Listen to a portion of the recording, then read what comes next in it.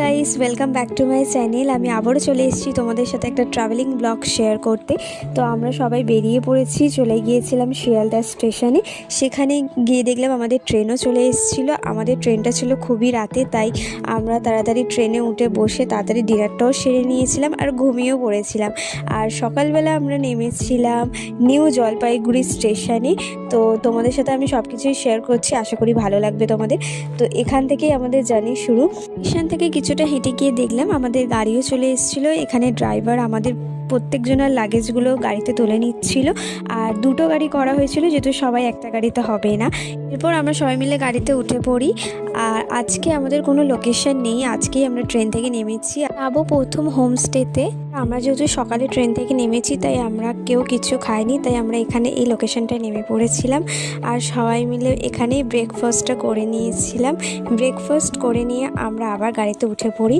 যাবার পথে ড্রাইভার দাদা একটা লোকেশনে আমাদের সবাইকে দাঁড় করেছিল। লোকেশনটা ভীষণ সুন্দর, তোমরা দেখতে পাচ্ছ কতটা সুন্দর, তোমরা জাস্ট দেখো। তারপর আমরা আবারও গাড়িতে উঠে পড়ি। এইবারে আমরা আর কোথাও নামবো না, এবার সোজা আমরা হোমস্টেতে যাব। এই তো চলে এসেছি, এটা আমাদের ফার্স্ট হোমস্টে, যেখানে আমরা সবাই মিলে স্টে করব। আমরা যেই হোটেলে থাকবো সেখানকার ব্যালকনি দিয়ে ভিউটা জাস্ট অসাধারণ। তো চলো তোমাদের রুমটাও আমি একটু দেখিয়ে দিই। যতটা সুন্দর ছিল, রুমগুলো ভীষণ সুন্দর। প্রত্যেকটা রুমে দুটো করে বেড দেওয়া ছিল, দুটো করে ব্ল্যাঙ্কেট দেওয়া ছিল, আর ওয়াশরুমটাও কিন্তু ক্লিন ছিল। এরপর আমরা ফ্রেশ হয়ে চলে গেছিলাম লাঞ্চ করতে। যে চলো তোমাদেরকে লাঞ্চে কী কী মেনু করেছে সেগুলো একটু দেখিয়ে দিই।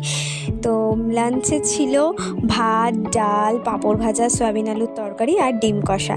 আমরা দুপুরের লাঞ্চটা সেরে একটু বাইরে বেরিয়েছিলাম। এই কুকুরগুলো এসেছিলো, এদেরকে একটু বিস্কিট দিয়েছে, তো সবাই চলে এসেছিলো বিস্কিট খেতে। তো তারপর সন্ধে হয়ে গিয়েছিল, আমাদের স্ন্যাক্সে ছিল কফি আর পকোড়া। ফার্স্ট ডে কোলাখামে প্রচুর ঠান্ডা ছিল, তাই কফি খেতে তো বেশ ভালোই লাগছিল। তারপর আমাদের রাতে ডিনারটাও দিয়ে দিয়েছিল রুটি আর চিকেন। যে ভাত খাবে সে ভাতও খেতে পারবে। আমরা বেশিরভাগ সবাই রুটিই প্রেফার করেছি, কারণ ওখানে অনেক ঠান্ডা ছিল, তাই ভাত খাওয়া যেত না। তো চলো আমি ডিনারটা কমপ্লিট করে নিই, দেখা হবে নতুন একটা ব্লগে।